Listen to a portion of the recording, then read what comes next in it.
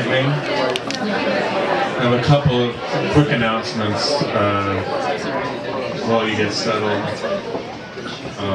First one is that around a couple hours after midnight it will be spring. So you can take a mental leap there. Everyone, please give a warm welcome to Mary Jo Bank.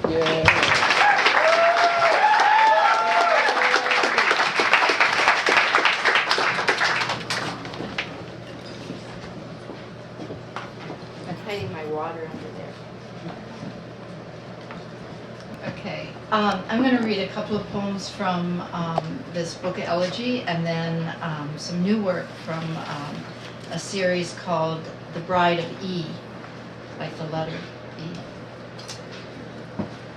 September is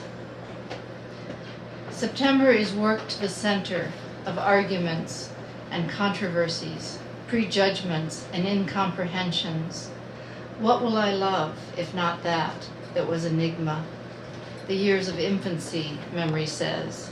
And there we are, with the demon of the art of living traced on the glass of some window.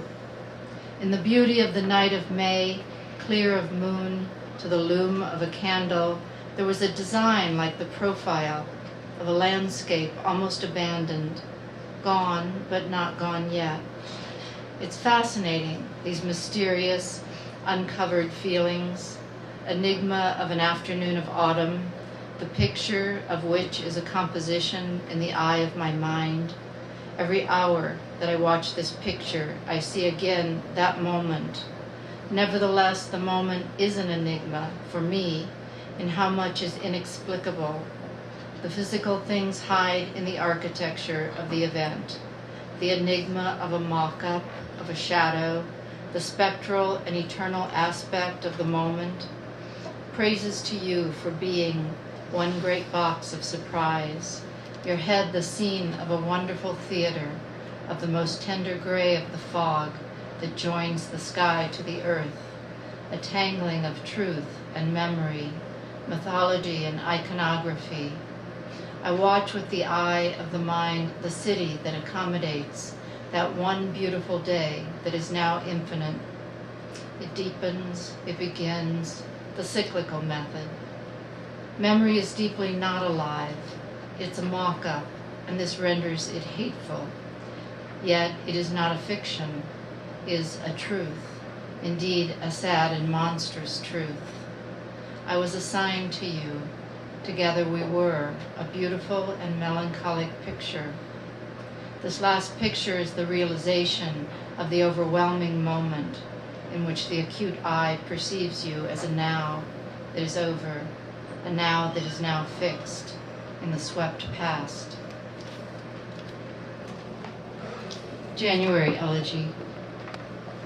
There is this still, night-coming, beautiful horizon, birds gunning up in the dead grass that means winter is still here and held in its dull intent.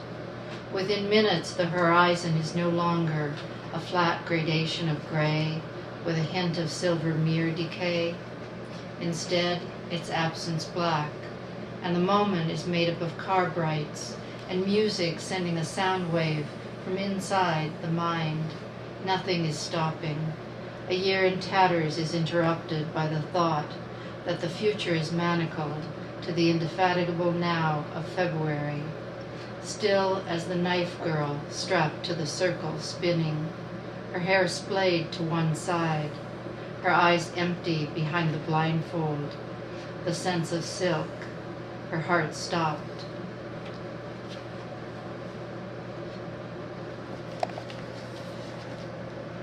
February Elegy.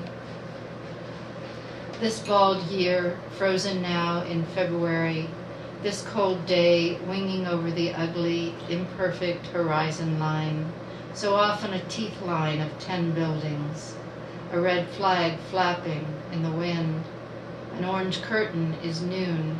It all hurts her eyes. This curtain is so bright.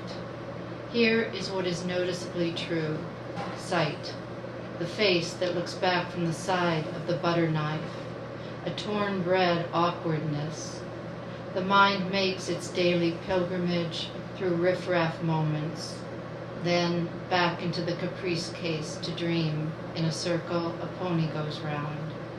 The circle's association, there's a center to almost everything, but never any certainty. Nothing is more malleable than a moment.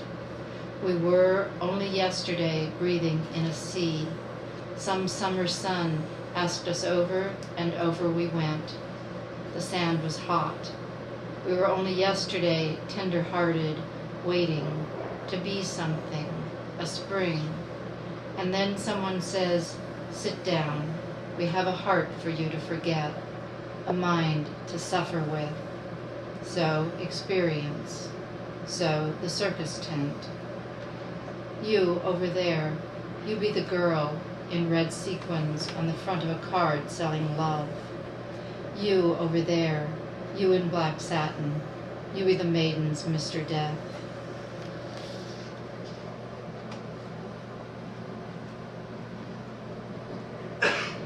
This is called, these poems, The Bride of E, are Abecedarian poems, so A is for, etc.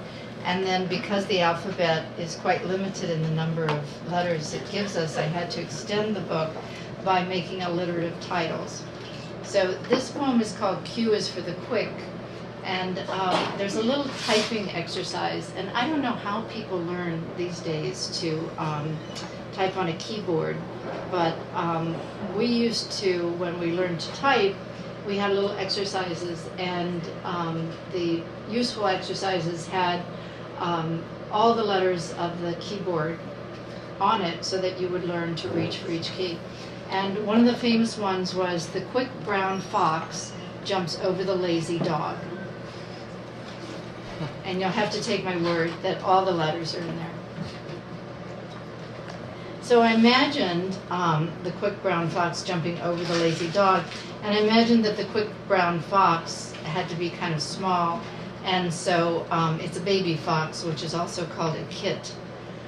Excuse me.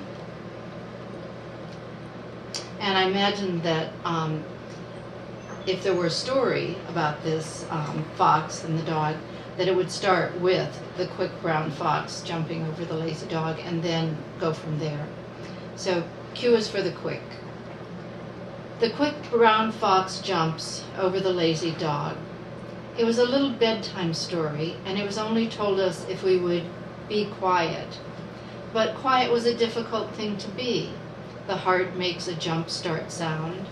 Each time someone comes up the steps, both their feet give off the white grate of shoe leather as it meets a stair.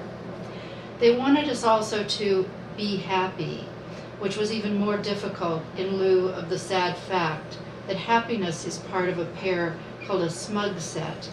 Happiness plus some other benignly self-satisfied state. The story, once we deserved it, began, shh, be quiet, just as the quick baby was about to leap. The story had various endings, each a variation on the theme of danger that came from caution being thrown to the wind. Each ending was equally nefarious, with the kid inevitably falling into the lazy dog's mouth, the rust color of one, fox, becoming one with the cause of the other, a dog. The idea of gore being nothing more than a simple aside. The endings were all perfect formulations, equal parts plaintive whine and equal parts plausible excuse.